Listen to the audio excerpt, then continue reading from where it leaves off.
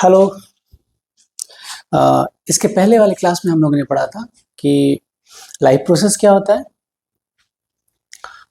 कितने सारे इसमें फेजेस आएंगे। पहला था न्यूट्रिशन, उसके बाद है हमारा रेस्पिरेशन, फिर है ट्रांसपोर्टेशन एंड लास्ट रहेगा एक्सक्रेशन। ठीक है, तो इस वाले प्रीवियस क्लास में हम लोगों ने ऑटोट्रॉपिक न्यूट्रिशन पढ़ा था, हेटरोट्रॉपिक न्यूट्रिशन पढ़ा था। ऑटोट्रॉपिक में प्लांट्स क्यों आते हैं ये पढ़ा था, हम लोगों ने फिगर आउट कर लिया था। हेटरोट्रॉपिक न्यूट्रिशन में कितने टाइप्स होते हैं, holozoic nutrition, parasitic nutrition and saprophytic nutrition. Cuscuta के बारे में हम लोगों ने पढ़ा था कि कस्कुटा क्यों इतना इम्पोर्टेंट है। इस वाले क्लास में हम लोग कुछ एक्टिविटीज़ है, कुछ एक्सपेरिमेंट्स हैं, उनको देखेंगे और होलोजोइक न्यूट्रिशन के बारे में देखेंगे कि होलोजोइक न्यूट्रिशन में अमीबा और पैरामीशियम किस तरह से रोल प्ले करते हैं। ठीक है, तो लाइफ प्रोसेस स्टार्ट करते हैं। चलो, एक्सपेरिमेंट नंबर 1 क्या है? एक्सपेरिमेंट नंबर 1 यह है, proving chlorophyll is essential for photosynthesis. Photosynthesis का हम लोगों को पूरा प्रोसेस पता है। फोटोसिंथेसिस तभी होगा जब क्लोरोफिल प्रेजेंट रहेगा लीफ में, सनलाइट रहेंगे, यानी कि ऑल सारे फेवरेबल कंडीशन रहेंगे, वाटर रहेंगे, कार्बन डाइऑक्साइड रहेंगे, सनलाइट रहेंगे, तभी फोटोसिंथेसिस होगा। ठीक है, और दूसरा experiment, to prove that carbon dioxide is essential for photosynthesis. ठीक है, पहला है क्लोरोफिल एसेंशियल होना चाहिए फोटोसिंथेसिस के लिए, और दूसरा है कार्बन डाइऑक्साइड एसेंशियल होना चाहिए फोटोसिंथेसिस के लिए। ये दो एक्सपेरिमेंट है, दो एक्टिविटीज कह लीजिए, ये बोर्ड से एग्जाम में आते हैं आपके लिए। तो हम लोग पहला पार्ट देखते हैं, एक्सपेरिमेंट। इस वाले एक्सपेरिमेंट में हम लोग ये देखने की कोशिश करेंगे कि लीफ में अगर क्लोरोफिल है तो वो रिएक्ट होके क्या बोलते हैं उसको, आयोडीन सॉल्यूशन से रिएक्ट होकर के वो कुछ तो कलर देगा, बट उसके पहले हम लोग जानबूझ करके उसका पूरा क्लोरोफिल खत्म करने की कोशिश करेंगे। उसके बाद ये देखेंगे कि क्या वो आयोडीन से रिएक्ट होके देख आउटकम्स क्या आ रहा है। तो सबसे पहला स्टेप्स क्या है, activity experiment title, vegetated leaf है, एक लीफ ले लेंगे हम लोग। Proving chlorophyll is essential for photosynthesis. क्यों इस लीफ में क्लोरोफिल अगर एब्सेंट है या क्लोरोफिल प्रेजेंट है तो फोटोसिंथेसिस के लिए कितना जरूरी है। एम ऑफ द एक्सपेरिमेंट जब भी एग्जाम में आएगा आपको इस तरह से लिखना है, aim, procedure, methods, materials required, ये सब ऐसे ही एज इट इज लिखना है, तभी शायद आपको अच्छे से मार्क्स मिल पाएंगे। तो एम क्या है एक्सपेरिमेंट का? To demonstrate that photosynthesis occurs only in the green parts of the leaf and hence chlorophyll is necessary for photosynthesis। हम लोग का मेन मकसद यही है कि फोटोसिंथेसिस के लिए क्लोरोफिल होना कितना जरूरी है। क्या मटेरियल्स रिक्वायर्ड हो सकते हैं? वैरिड लीफ, एक लीफ होना चाहिए, partially green and partially non green, boiling water, एक बॉइलिंग वाटर का कंटेनर होना चाहिए, बॉइलिंग अल्कोहल होना चाहिए, एक ऐसा कंटेनर जहाँ पर अल्कोहल होना चाहिए बॉइल फॉर्म में, और एक आयोडीन का सॉल्यूशन होना चाहिए। तो जैसा कि हम लोग देख पा रहे हैं कि ये है लीफ हमारा, ये है बॉइलिंग वाटर, और ये है वो पार्ट जिसमें कि हम लोग अल्कोहल को रखेंगे।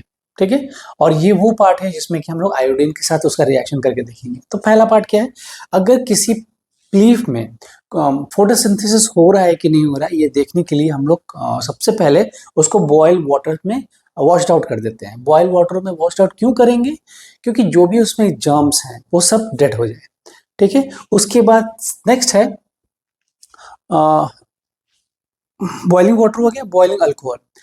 अगर कुछ भी उसमें ग्रीन ग्रीन पार्ट है, ऐसे तो लीफ में सारे ग्रीन पार्ट होते ही हैं, बट अल्कोहल से हम लोग बॉयल करेंगे तो उसमें ना पैचेस में आ जाएंगे, पेल येलो वो कलर दे देंगे पैचेस में। इसका मतलब ये है, येलो पैचेस का मतलब है कि लगभग लगभग वहां से सारा क्लोरोफिल जा चुका है। ठीक है, तो ये करेंगे। उसके बाद फर्स्ट हम लोग क्या किए, बॉइलिंग वाटर में उसको वॉश आउट कर दिए ताकि सारा जर्म्स कंप्लीट हो जाए। दूसरा एक्सपेरिमेंट, दूसरे प्रोसेस क्या देखेंगे, उसको अल्कोहल में हम लोग बॉईल कर दिए ताकि येलो पैचेस में कुछ लीफ में वो येलो पैचेस बन जाए। इट मीन्स क्लोरोफिल एब्सेंट हो गया है। उसके बाद अगर हम लोग आयोडीन सॉल्यूशन डालते हैं, उसको उसमें इंसर्ट करते हैं या कुछ ड्रॉप्स ऑफ आयोडीन सॉल्यूशन डालते हैं, तो हमेशा याद रखिएगा अगर कहीं पे क्लोरोफिल है इट मीन्स वहां पर क्या अवेलेबल है, वहां पे स्टार्च अवेलेबल है। और स्टार्च क्या करता है, स्टार्च इसी आयोडीन वाले सॉल्यूशन के हेल्प से ब्लू ब्लैक कलर प्रोवाइड करवा देगा। अगर कहीं पे ब्लू ब्लैक कलर आ चुका है इट मीन्स वहां पे क्लोरोफिल प्रेजेंट है। That is the main reason वहां ब्लू और ब्लैक कलर हम लोग को अवेलेबल हो चुका है। ठीक है, तो ये हम लोग पूरा प्रोसेस देखते हैं। ठीक है, जो कि प्रोसीड्यूर था, जैसे कि हम लोग आपको पहले एक्सपेरिमेंट बता चुके हैं, अब हम लोग उसका प्रोसेस देख लेते हैं। आप एग्जाम में कैसे लिखेंगे। Boil the leaf in water to kill the, जितने भी जर्म्स सेल में वो किल हो चुके हैं।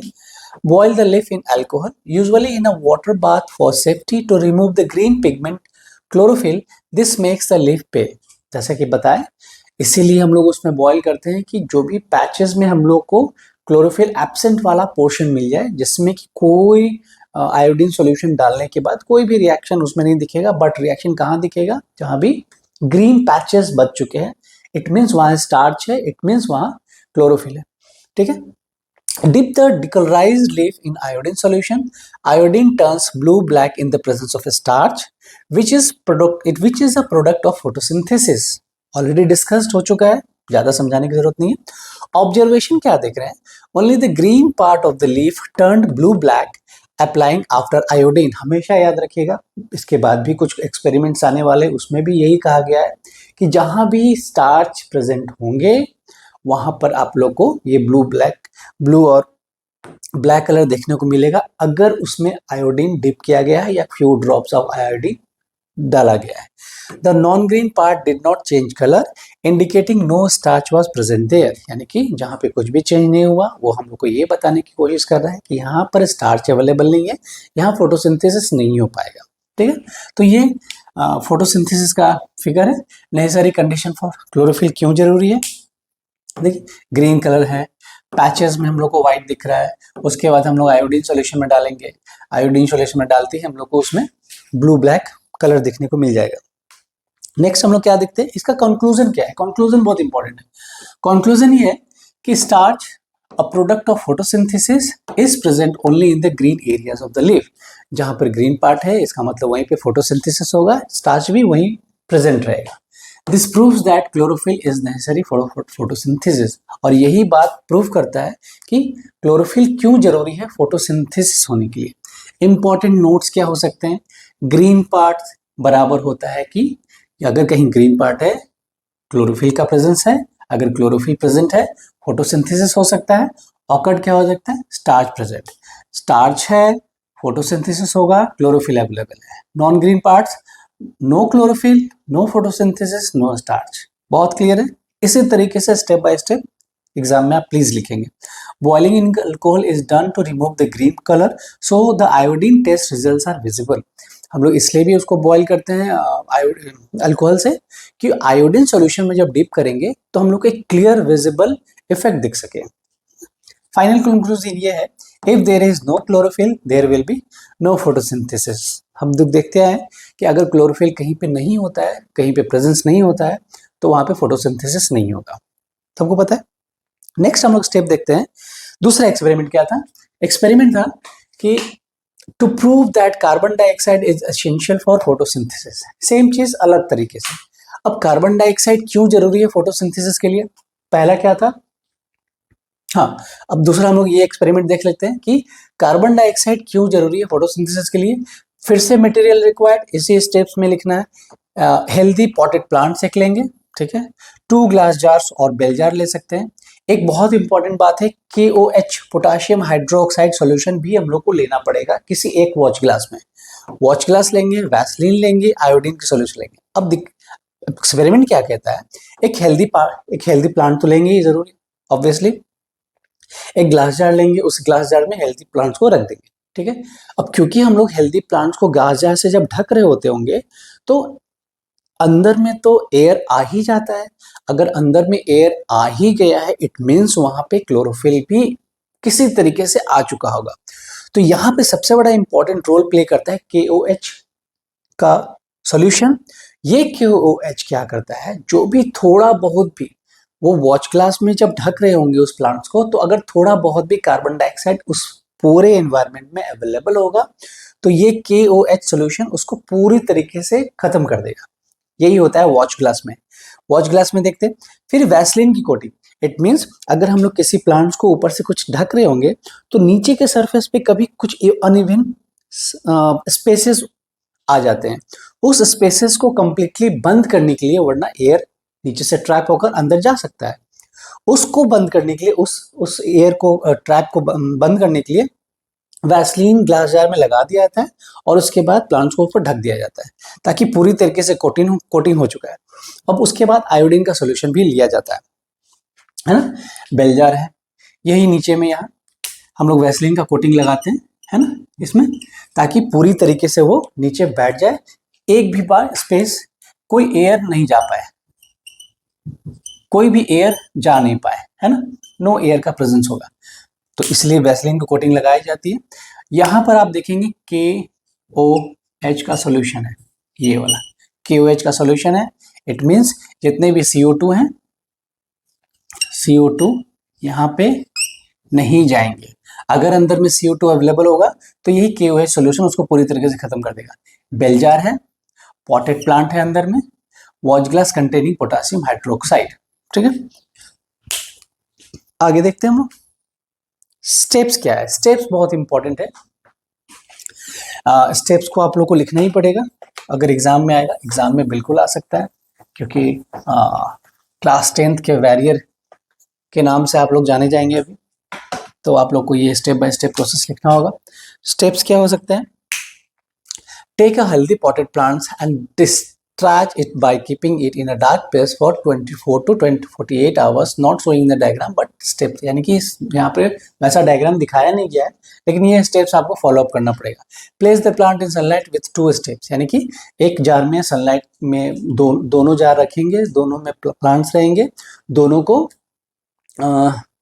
सनलाइट में रखेंगे, एक में KOH रहेगा बट दूसरे में KOH एब्सेंट रहेगा। तो क्या होता है, the other bell jar has no KOH, one bell jar contains a watch glass with KOH solution, ठीक है। रोल ऑफ KOH करता क्या है? KOH वो सब्सटेंस है, वो पोटेशियम हाइड्रोक्साइड उसको बोलते हैं, absorb carbon dioxide from the air, already we are discussed. So inside the jar with KOH, no CO2 is available for the plant, यानी कि अगर एक्सपेरिमेंट हम लोग कर रहे हैं ये देखने के लिए कि CO2 क्या इतना इम्पोर्टेंट है फोटोसिंथेसिस होने के लिए, तो वहां से CO2 को खत्म करना होगा, जिसके लिए KOH मैंडेटरी है। Sealing the jar, use vaseline around the edges to make the jar air tight so no outside CO2 enters, पहले डिस्कस कर चुके हैं, उसको इस तरह से बंद करते हैं ताकि बाहर से कोई भी एयर उसके अंदर नहीं जा पाए, ठीक है। After a few hours in sunlight, remove some leaves from the both steps, perform the iodine test for the starch on these leaves. अब दोनों ही स्टेप में आफ्टर कुछ समय के बाद, तुरंत के बाद दोनों को लेंगे और एक में आयोडीन का सॉल्यूशन देखेंगे। आयोडीन टेस्ट क्या बताता है? आयोडीन टेस्ट बताता है ये कि boil the leaf in water to kill it, जैसे कि हम लोग इसके पहले वाले एक्सपेरिमेंट में देखे थे, हम लोग लीफ को क्यों बॉयल किए थे, सेम एज इट इज, जितना भी उसमें जम्स है उसको मारने के लिए। Boil the leaf in alcohol to remove green pigment, यानी कि फिर से वही पैचेस में आपको, हम लोग को येलो येलो पैचेस में मिलेंगे, इट मीन्स वहाँ पे क्लोरोफिल अवेलेबल खत्म हो चुका है। Wash the leaf in the warm water और सॉफ्टन इट, यानी कि उसको वार्म वाटर में आप हम लोग धो करके थोड़ा सा सॉफ्ट बनाएंगे। Add iodine solution, iodine solution को उसमें ऐड करेंगे। ब्लू ब्लैक कलर का मतलब होता है स्टार्च प्रेजेंट है, फोटोसिंथेसिस हो सकता है। उस पहले वाले एक्सपेरिमेंट में देखे थे कि ब्लू ब्लैक कलर आ रहा है, इसका मतलब है कि वहां क्लोरोफिल था। यहाँ पे भी देखेंगे ब्लू ब्लैक कलर अगर आ रहा है तो यहाँ पे वहां पे स्टार्च प्रेजेंट है और फोटोसिंथेसिस हो चुका है। वहां पे देखे थे हम लोग कि क्लोरोफिल प्रेजेंट था, इसलिए फोटोसिंथेसिस हो रहा था। ऑब्जर्वेशन क्या कहता है? Leave from jar without KOH with CO2 turns blue black photosynthesis occur, यानी कि उसमें क्योंकि क्लोरोफिल था इसीलिए ब्लू ब्लैक कलर हम लोग को मिल पाया, क्योंकि वहां क्या नहीं था, KOH का सॉल्यूशन नहीं था। Leave from the jar with KOH solution, यानी कि नो CO2, अंदर में कोई कार्बन डाइऑक्साइड नहीं है। Shows no colour changes, no starch form, no photosynthesis occur, इसका मतलब उसमें जब क्लोरोफिल ही नहीं रहेगा, क्लोरोफिल होते हुए भी कार्बन डाइऑक्साइड ही नहीं रहेगा, तो वो कोई परफॉर्मेंस नहीं कर पाएगा, टेक पार्ट नहीं कर पाएगा। नेक्स्ट कंक्लूजन क्या है इसका? कंक्लूजन ये है, carbon dioxide is essential for photosynthesis. Without CO2 the plants can not perform photosynthesis and hence no starch is form. है ना, बहुत सिंपल है, एकदम स्टेप बाय स्टेप आप लोग को लिखना है। डायग्राम एक्सप्लेनेशन क्या था? बेल जार था covering with a plant, watch glass inside contains potassium hydroxide. ये हमेशा पूछता है कि वॉच ग्लास में क्या है, तो आपको लिखना पड़ेगा कि वॉच ग्लास में KOH का सोल्यूशन है, यानी कि potassium hydroxide. Vaseline seal at the base of the gift airtight. Label CO2 cross का साइन बनाएंगे, हम लोगों ने बनाया था। उसके बाद means carbon dioxide is remove due to the KOH, यानी कि जिस जार के अंदर KOH का सोल्यूशन था वहां पर CO2 एब्सेंट हो जाएगा। ठीक है, अब नेक्स्ट आते हैं हम लोग होलोजोइक न्यूट्रिशन में। होलोजोइक न्यूट्रिशन एक बहुत ही इंपॉर्टेंट रोल प्ले करता है, हम लोग भी होलोजोइक न्यूट्रिशन में ही आएंगे। तो हम लोग का क्या किस तरह से प्रोसेस चलता है उसके लिए देखेंगे। तो बट होलोजोइक में सबसे पहले देखते हैं हम लोग, सबसे पहले देखेंगे अमीबा, उसके बाद देखेंगे हम लोग पैरामीशियम। ठीक है, अमीबा क्यों, हमेशा याद रखिएगा बोर्ड के एग्जाम में अमीबा से रिलेटेड कुछ ना कुछ चीज पूछ ही देता है, ये हमेशा याद रखिएगा। तो अमीबा हम लोग के लिए इतना ज्यादा जरूरी है, कितना ज्यादा जरूरी है अब हम लोग देखते हैं आगे। अमीबा होता क्या है, देखिए जैसे हम लोगों को भूख लगती है या हम लोगों को कोई चीज पकड़ना होता है, किसी चीज को ग्रैब करना होता है, तो हम लोग क्या करते हैं, अपनी इन्हीं फिंगर लाइक स्ट्रक्चर से उनको पकड़ने की कोशिश करते हैं, right. Same as it is, जब भी अमीबा को भूख लगती है तो उनका एक स्पेशल फीचर्स होता है जो अपने फीचर्स को यूज करके फिंगर लाइक प्रोजेक्शन बना देते हैं। इसको हम लोग सीडोपोडिया कहते हैं, pseudopodia, yes, finger like projections से वो अपने खाने को ग्रैब करते हैं, फूड वैक्यूल में लाते हैं। उसके बाद डिफ्यूजन होता है, कहाँ पे डिफ्यूजन होता है, साइटोप्लाज्म में। साइटोप्लाज्म में क्यों डिफ्यूजन होता है, ये बहुत इंपॉर्टेंट प्रोसेस है कि जब भी खाने को हम लोग ले करके जाते हैं एक एक सेल तक, एक एक टिश्यू के बाद सेल तक, तो वहां अगर किसी कारण से रेस्पिरेशन हो रहा है, रेस्पिरेशन यानी कि ब्रेकडाउन ऑफ फूड हो रहा है। ब्रेकडाउन ऑफ फूड कब होगा, जब हम लोग को ऑक्सीजन प्रोवाइड होगा, ऑक्सीजन प्रोवाइड होगा ब्रीदिंग से, यानी कि वो सेल तक खाना पहुंचा, उसी सेल तक अगर ऑक्सीजन पहुंचता है तो ब्रीदिंग हो जाता है। तो यहाँ पे जो अमीबा के केस में ब्रीदिंग होता है वो साइटोप्लाज्म में होता है। तो एक बार देख लेते हैं क्या है अमीबा। अमीबा, हाँ, अमीबा एक यूनिसेलुलर ऑर्गेनिज्म है और पैरामीशियम भी एक यूनिसेलुलर ऑर्गेनिज्म है। ठीक है, single cell organism that performs all the life functions in one cell, यानी कि सिंगल सेल ऑर्गेनिज्म है और पूरा का पूरा लाइफ प्रोसेस एक ही सेल में परफॉर्म होगा, मतलब हो जाएगा, फंक्शंस हो जाएगा। स्ट्रक्चर ऑफ अमीबा क्या है, इररेगुलर शेप होता है, उसका कोई फिक्स शेप नहीं होता, वो किसी भी शेप में आप ड्रॉ करके आ जाएंगे, आपको मार्क्स मिल जाएगा, कोई काटने की जरूरत नहीं है। No fix shape due to the flexibility of cell membrane. ठीक है, मेन पार्ट क्या है इसमें, एक सेल मेम्ब्रेन होता है, साइटोप्लाज्म होता है, न्यूक्लियस होता है, कॉन्ट्रैक्टिव वैक्यूल्स होता है जो फिंगर लाइक प्रोजेक्शन बनते हैं, और सीडोपोडिया होता है, फॉल्स फीट। फीट यानी कि जो हम लोग मतलब किसी तरीके से हो जाते हैं, ऐसा उनमें पाया नहीं जाता है, बट जब जरूरत पड़ता है तो हो जाता है। ये फिगर आपको हमेशा पूछता है, ये फिगर आपको बनाना ही पड़ेगा। फूड, यहाँ जिसके इसके पास फूड आया, फूड आते ही सीडोपोडिया क्या करेगा, एक फिंगर लाइक प्रोजेक्शन लग रहा है जग भर की, वो फिंगर पकड़ने की कोशिश कर रहा है, जिसको कि सीडोपोडिया कहते हैं। फूड अपने वैक्यूल्स के अंदर लाया, वैक्यूल्स के अंदर लाया, यहीं पर क्या हुआ, डिफ्यूजन हुआ। डिफ्यूजन होने के बाद डाइजेशन एंड अब्जॉर्प्शन, फिर क्या होता है, वेस्ट इजेक्टेड आफ्टर डाइजेशन। उसके बाद क्या होता है, अपने बाहर के सरफेस पे वो लाता है और लेफ्ट आउट कर देता है, बाहर के सरफेस पे लाएगा अपना वेस्ट मटेरियल, वेस्ट फूड को, और लेफ्ट आउट कर देगा। तो ये होता है मेन फंक्शन। क्या है इसका मेन फंक्शन, मूवमेंट कैसा होता है इसमें, amoeba moves using pseudopodia, temporary finger like projection, बता चुके हैं। न्यूट्रिशन कैसे आता है, it follows holozoic nutrition, engulf food by surrounding it with the cytopodia, वही फिंगर लाइक एक्सटेंशन से वो लेता है, खाता है। रेस्पिरेशन क्या होता है, रेस्पिरेशन वो प्रोसेस है जहाँ फूड का ब्रेकडाउन होता है। Respiration happened by the diffusion of cell membranes, oxygen enters and CO2 exist. It means अगर किसी तरीके से एक एक टिश्यू तक, एक एक सेल तक ऑक्सीजन को हम लोग प्रोवाइड करवाते हैं तो वहाँ डिफ्यूजन होता है, और डिफ्यूजन होता है तो रेस्पिरेशन होता है, और रेस्पिरेशन होने के बाद हम लोग को एनर्जी प्रोवाइड होती है in the form of ATP. हमेशा याद रखिएगा। एक्सक्रीशन क्या होता है? Removes waste like ammonia through diffusion, यानी कि जो भी अनवांटेड पार्ट है उसके अंदर वो रिमूव कर देगा। डिफ्यूजन प्रोसेस है। इसमें रिप्रोडक्शन भी होता है, रिप्रोडक्शन बाय बाइनरी फिजन। याद रखिएगा, अमीबा में रिप्रोडक्शन बाय बाइनरी फिजन होता है। One amoeba splits into two. Binary fission ये होता है एक से दो बन जाना। ऑस्मो रेगुलेशन क्या होता है? Maintain water balance using contracting vesicles which expels excess water, यानी कि अपने आप को मेंटेन करना, एक्सेस वाटर होगा तो उसको एक्सेल कर देना, स्टोर करके वो नहीं रखते। न्यूट्रिशन प्रोसेस क्या होता है इसमें? Nutrition process steps by step क्या है?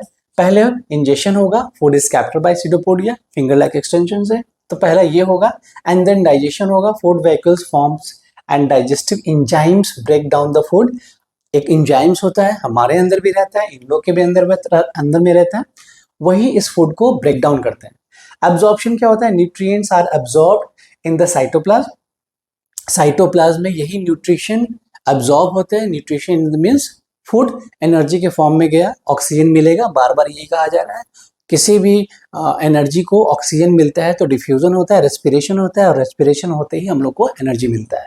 तो यहाँ पर होता है absorption, nutrients are absorb in the form of cytoplasm into the cytoplasm.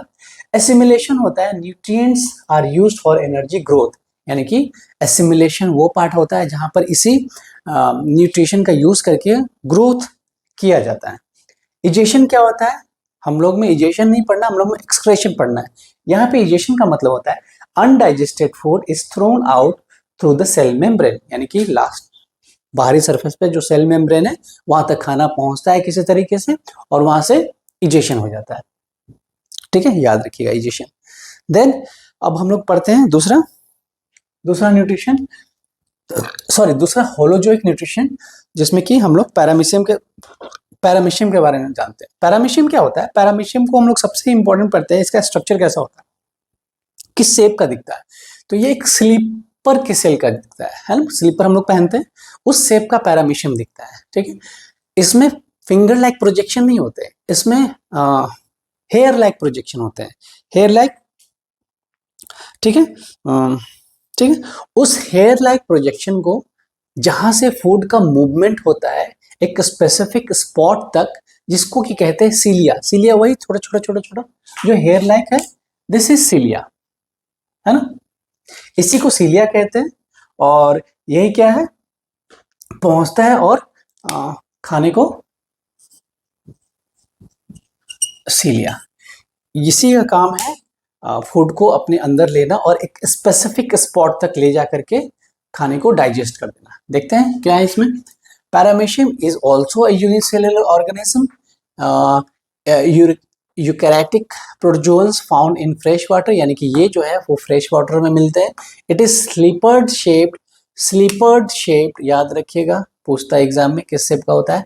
And more advanced than amoeba in structure and function, यानी कि अमीबा से थोड़ा सा ये हाई एडवांस्ड वाला सिंगल सेल ऑर्गेनिज्म है। स्ट्रक्चर ऑफ पैरामीशियम क्या होता है? शेप कैसा होता है? Slipper like structure, cell membrane, flexible but maintaining shape, यानी कि फ्लेक्सिबल होता है लेकिन स्लीपर का जो शेप होता है वो एक्वायर करेगा एवरी टाइम, है ना। सीलिया क्या होता है? Tiny hair like structures all over the body, सारे बॉडी के ऊपर टाइनी लाइक स्ट्रक्चर रहते हैं, इन्हीं को सीलिया कहते हैं। ठीक है, साइटोप्लाज्म क्या करता है? Dividing into ectoplasm and endoplasm. ठीक है, ये जो साइटोप्लाज्म है ये दो पार्ट में बटा रहता है, इटोप्लाज्म एंड एंडोप्लाज्म। न्यूक्लियस भी होता है, इसके अंदर 2 न्यूक्लियाई रहता है, याद रखिएगा 2 न्यूक्लियाई रहता है, इसलिए थोड़ा सा ये एक्सटेंडेड वर्जन है उसका। A large macro nucleus and a small macro nucleus, दो तरह का न्यूक्लियस होता है। कॉन्ट्रैक्टिव व्हीकल्स 2 और ऑस्मो रेगुलेशन। ठीक है, ओरल ग्रूव क्या होता है? Mouth like structure for food intake. Food vehicles क्या होता है? For digestion. सेम प्रोसेस होता है, फूड व्हीकल्स में आता है, खाना डाइजेशन होता है, इसका मतलब कहीं से उसको ऑक्सीजन का सप्लाई मिल रहा होगा, after respiration carbon dioxide release हो जाता है। ठीक है, न्यूट्रिशन इन पैरामीशियम क्या होता है? Path of circular food vehicles है, ठीक है, वेस्टिबल है, यहीं पर आकर के होगा, बकल कैविटी है, फॉर्मिंग फूड है, व्हीकल्स है, forming food vehicles, cytoplasm and undigested food. और यही जो अनडाइजेस्टेड फूड है यही से वो लेफ्ट आउट हो जाता है, बाहर इजेशन हो जाता है, ठीक है। दूसरा मेन फंक्शन, इसका मेन फंक्शन क्या है? इस पैरामीशियम का मेन फंक्शन क्या है वो देख लेते हैं अभी हम लोग। एकदम सेम इसी स्टेप से लिखेंगे, अगर कभी बाई चांस अगर आ जाता है तो इसी स्टेप से लिखेंगे, फुल मार्क्स मिलेगा। Main function of paramecium, movement कैसा होता है पैरामीशियम का? यूजेस सीलिया। सीलिया कैसा होता है? Tiny hair like structures that beat in a coordinate way to swim through water. Water में ऐसे ही स्विम करते हैं और एक जगह से दूसरे जगह जाते हैं। न्यूट्रिशन कैसा होता है? ये एक ऑल्सो होलोजोइक मोड है, feeds on bacteria, algae and via oral grooves using cilia. Cilia फिर से इसमें आता है, न्यूट्रिशन का प्रोसेस का पार्ट ये फुलफिल करता है। डाइजेशन कैसा होता है? Digestion happens in the food vehicles using enzymes. Enzymes यानी कि जैसे हम लोग में फूड को हम लोग खाना खाते हैं तो हमारा फूड पार्टिकल्स में एंजाइम्स मिलके जाता है और वो ब्रेक डाउन करता है। सिमिलरली इनमें भी एंजाइम्स यूज होता है फूड व्हीकल्स में और वो जाके डाइजेशन का काम करता है। आफ्टर डाइजेशन रेस्पिरेशन होता ही है। Respiration takes in oxygen, without oxygen respiration नहीं हो सकता। रेस्पिरेशन होता है इसका मतलब release CO2 through the diffusion by cell membrane. सारा एनर्जी का फॉर्मेशन हो गया। अगर कोई वहाँ CO2 बना है, बनेगा ही ऑब्वियसली, तो CO2 थ्रू डिफ्यूजन के समय, डिफ्यूजन के प्रोसेस से सेल मेम्ब्रेन से वो बाहर निकल जाएगा। और रहा सवाल एक्सक्रेशन का, वेस्ट लाइक अमोनिया, ऑब्वियसली उसमें भी देखे थे, अमीबा में भी देखे थे, अमोनिया ही था, is remove by the diffusion and excess water via contractile vehicle. यानी कि एक्सेस वाटर अगर उसमें कहीं है तो वही कॉन्ट्रैक्टाइल व्हीकल से निकल जाता है। फिर है उसमें osmo regulation, maintain water balance with the help of 2 contract vehicles. तो व्हीकल्स था हम लोग देखे थे इसके पहले में, वहीं से ये जाकर के मेंटेन करता है वाटर को। रिप्रोडक्शन भी होता है, 2 टाइप्स होता है। पहला होता है एसेक्सुअल, बाइनरी फिजन के द्वारा टूट के ब्रेक डाउन होता है, और दूसरा होता है sexually, conjunction, exchange of genetic material वायरा micronucleus. यानी कि एक्सचेंज जेनेटिक्स जैसा होता है, जैसा पैरामीशियम होगा वैसे ही सेम चीज दूसरा भी बनकर निकाल। देखते हैं लास्ट कैसा है। लास्ट में है nutrition process of paramecium step by step. याद रखिएगा कैसा है। पहला होगा ingestion, cilia moves food particles into the oral grooves. Food particles को ओरल ग्रुप्स तक मूव करने के लिए सीलिया हेल्प करता है। Formation of food vacuoles, food enters through the gullet and vacuoles form. यानी कि उस गुलेट में इंटर करता है और वोकल्स बन जाता है और वो अपने अंदर ले लेते हैं खाने को। Digestion, enzymes break down food inside the vehicles. Food का ब्रेक डाउन होने के लिए एंजाइम्स तो चाहिए, तो एंजाइम्स जैसे ही आता है फूड पार्टिकल्स ब्रेक डाउन हो जाता है और एनर्जी में कन्वर्ट हो जाता है। एब्जॉर्प्शन कहाँ होता है? Nutrients absorb in the cytoplasm. हमेशा याद रखिएगा साइटोप्लाज्म ही वो एरिया है जहाँ पर कि न्यूट्रिशन एब्जॉर्ब होता है। इजेशन क्या होता है? Waste is thrown out from the anal pore. हम लोगों ने पैरामीशियम में देखा था, लास्ट में एक पोर्स था, वहीं से बाई प्रोडक्ट रिलीज हो जाता है, वेस्ट रिलीज होता है। यूनिक फीचर ऑफ पैरामीशियम क्या है? इसमें 2 न्यूक्लियाई होता है, मैक्रो और माइक्रो। मैक्रो कंट्रोल करता है डेली एक्टिविटीज को और मैक्रो कंट्रोल करता है डेली एक्टिविटीज को, और माइक्रो कंट्रोल करता है इन्वॉल्व इन रिप्रोडक्शन। रिप्रोडक्शन को इन्वॉल्व यही माइक्रो करता है। Moves fast and response to stimuli like light and temperature. Light और टेम्परेचर को देखते ही ये इसमें जो स्टिमुली रहता है वो उसको देखते हुए रिएक्ट करता है, ठीक है।